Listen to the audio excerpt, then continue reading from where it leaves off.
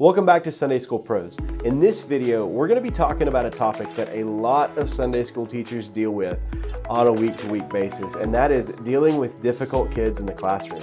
You know, whether it's just disruptive behavior, a lack of focus, or just straight up defiance, we've got 5 effective strategies to help you overcome some of those difficulties. So let's jump right in.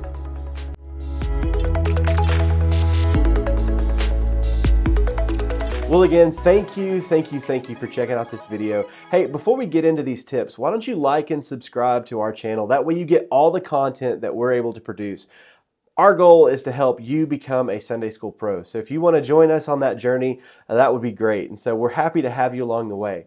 Now, before we get into any of these tips, we got 5 great tips, but the first thing I always like to do is just pray. Prayer unlocks things in our heart. It helps us to have a deeper understanding. It helps us to have more patience. Pray for your students. Pray for them on the daily. It doesn't have to be Saturday night or Sunday morning before class. I mean, look over the roster of your students and really just call their names out. Pray for them.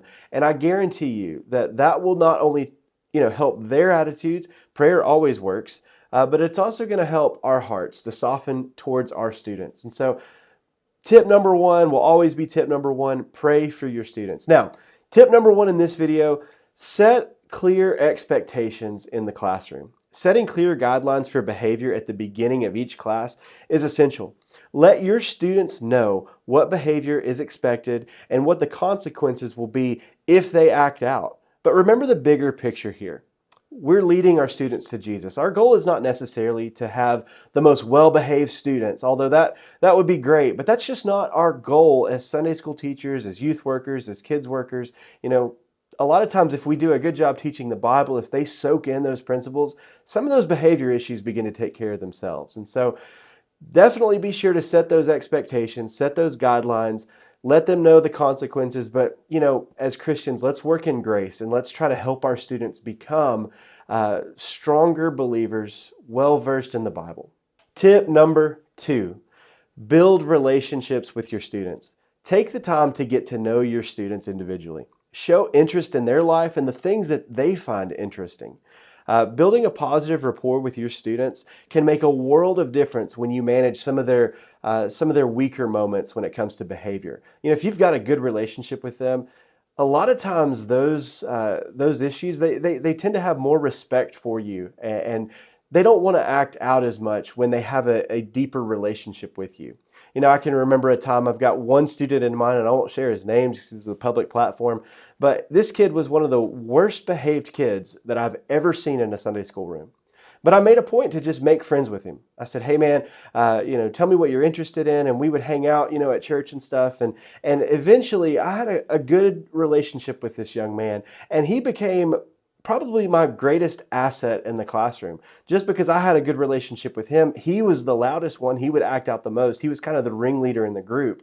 And he actually helped me police the rest of the group. When we were talking about something that, hey, I really want to get your attention, he would be the one to say, hey guys, let's listen. And he was the one that was causing most of the problems on the front end. So my best advice here, just build relationships. Don't let it be that a student will say, well, so-and-so hates me, or my Sunday school teacher doesn't like me.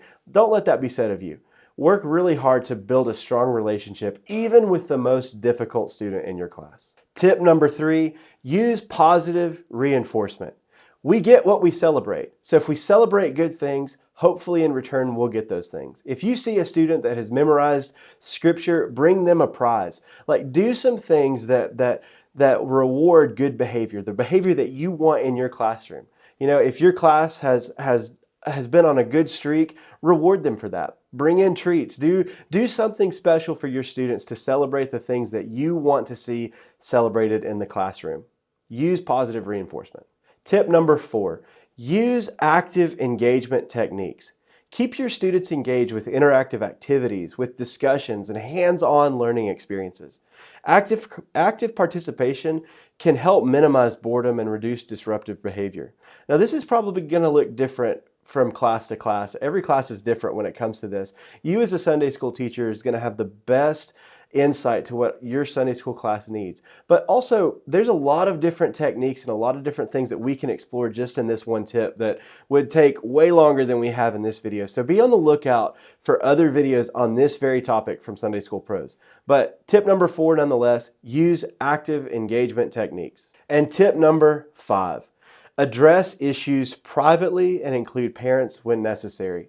You know, if a student's behavior just continues to be a challenge, you've worked really hard and it's just an ongoing issue. You know, it's unfortunate, but these are things that we have to deal with.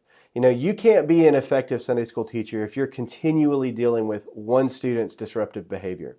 Unfortunately, that may set your entire class up for failure, and you don't want this one student to mess up the Sunday school experience for a whole bunch of other students. And that may be why you're looking for this video. Maybe you're already at that point, unfortunately.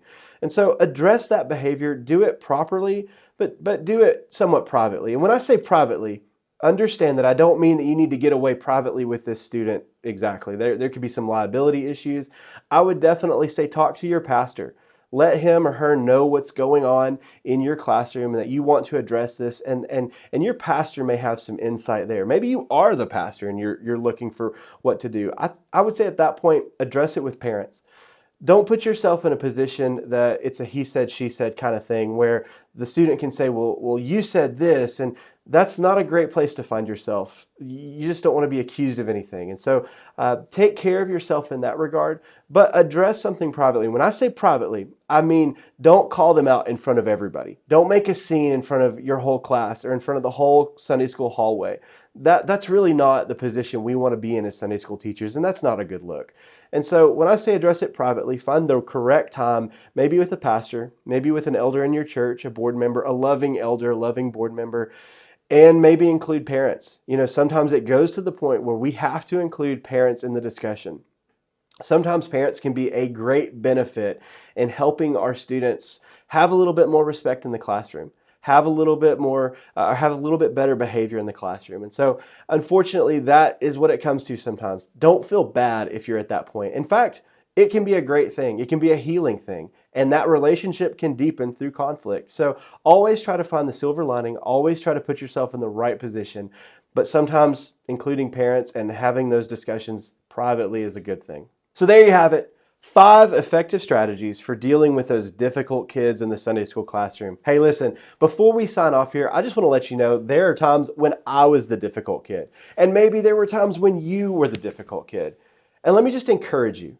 Sometimes it feels like those difficult students are not getting anything out of your class. But I can tell you right now from experience, from my own experience, that even though I was one of those difficult kids, I gleaned a lot from my Sunday school teachers. And I look back on my time in Sunday school as a young man, a young person, and I'm so thankful that I had Sunday school teachers who week to week stuck it out. And they were patient with me, and they kept pushing, and they kept pushing. And I'm a better person for it. I'm a better father today for it. I'm a better man of God for it. And so I'm very thankful that I had Sunday school teachers that pushed through. And so I want you to be one of those Sunday school teachers as well.